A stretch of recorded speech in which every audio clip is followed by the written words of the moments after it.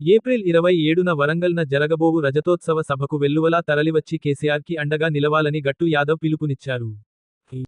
ఈరోజు గోపాల్పేట మండలం తాడిపర్తి చెన్నూరు బుద్దారం పోలికేపాడు తదితర గ్రామాలలో పర్యటించి ప్రజలతో కార్యకర్తలు నాయకులతో కలిసి ప్రసంగించారు. 18 నెలల కాంగ్రెస్ పాలనలో సంక్షేమ పథకాలకు తిలోదకాలు ఇచ్చారని, ఆకలి తెలంగాణను అన్నపూర్ణగా కేసీఆర్ మారిస్తే రాష్ట్రాన్ని అధోగతి పాలుజేస్తూ ప్రజలను ఆగం రేవంత్ రెడ్డి చేస్తున్నాడని అన్నారు. రైతులకు నీళ్లు లేక పంటలు ఎండి ఆత్మహత్యలు చేసుకుంటున్నారని, రియల్ ఎస్టేట్ కుదేలు అయిందని, పెట్టిన పెట్టుబడులు రాక ప్లాట్లు అమ్ముడుపోగా ఆర్థికంగా చితికిపోయి ఆత్మహత్యలు చేసుకుంటున్నారని ఆవేదన వ్యక్తం చేశారు. ఇచ్చిన గ్యారంటీలు అమలు చేయాలని, చేతకాకపోతే ప్రజలకు క్షమాపణ చెప్పి తప్పుకోవాలని డిమాండ్ చేస్తూ కేసీఆర్ తలపెట్టిన రజతోత్సవ సభకు లక్షలాదిగా తరలివచ్చి కాంగ్రెస్ పార్టీకి సవాల్ విసరాలని పిలుపునిచ్చారు. ఈ సందర్భంగా అన్ని గ్రామాలలో పోస్టర్స్ విడుదల చేసి ప్రజలను సమాయత్తం చేశారు.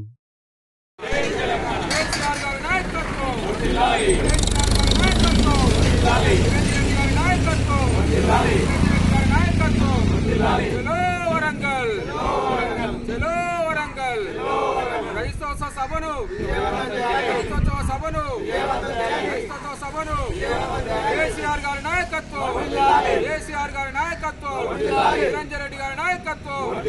జై తెలంగాణ,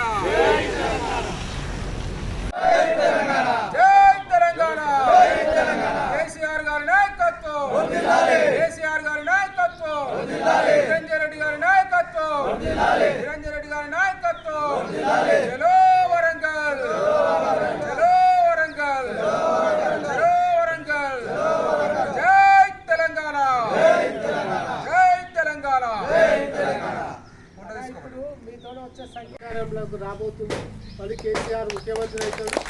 అందరూ భక్తులుగా బాగుపడతారు తెలియజేస్తూ మీరందరూ 27న ఈ మహాసభను విజయవంతం చేయవలసిందిగా మనం చేస్తాం. జై తెలంగాణ, జై తెలంగాణ, జై తెలంగాణ.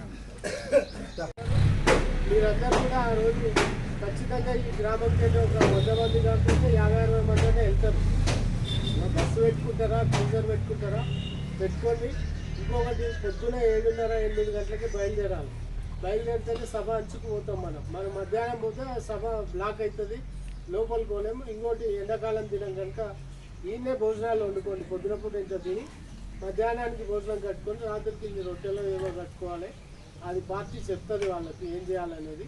ఖచ్చితంగా మీరు పోయేటోళ్ళు కూడా ఆరోగ్యవంతులైన వాళ్ళు, కొంచెం పూర్తి పెద్ద మనుషులను తోలుకోకుండా ఎండాకాలం కనుక మీరందరూ ఆ సభను ఖచ్చితంగా పోవాలి. సభకు పోయించిన వాళ్ళు కూడా ఇట్లా పెద్ద మనుషులు విన్నారనుకో, ఆడనో ఇన్నో బీడు తాగిన కాడనో డబ్బా కాడనో లేకపోతే బావి కాడనో ఏమన్నా జోలు పెడతారు, వాళ్ళు ముద్దే అంటుకుంటుంది. ఖచ్చితంగా